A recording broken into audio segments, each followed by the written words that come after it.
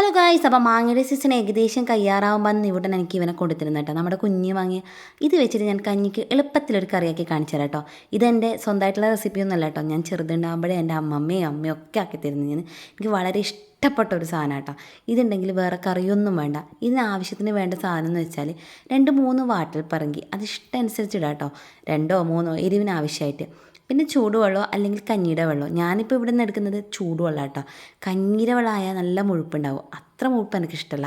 അതുകൊണ്ട് ചൂട് വെള്ളവും മാങ്ങയും വാട്ടിൽ പറങ്ങിയും കൂടി നന്നായിട്ട് തിരുമണം. കൈ വെച്ചിട്ട് തന്നെ നല്ല വൃത്തിയാക്കി കൈ ആവണം കേട്ടോ.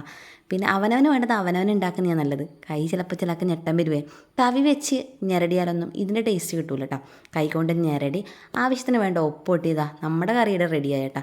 നന്നായിട്ട് ചോറുണ്ണാൻ ഇവൻ ഒറ്റ ഒരാൾ മതി. അപ്പോൾ എല്ലാവരും ഇതൊന്ന് ട്രൈ ചെയ്ത് നോക്കണേ. അപ്പോൾ കഞ്ഞിയും ഇതും കൂടി ഞാൻ ആവശ്യത്തിലധികം കഴിച്ചു കേട്ടോ. ഈ റെസിപ്പി ഇഷ്ടപ്പെട്ടാലൊന്ന് ട്രൈ ചെയ്യണേ. Tata bye, see U.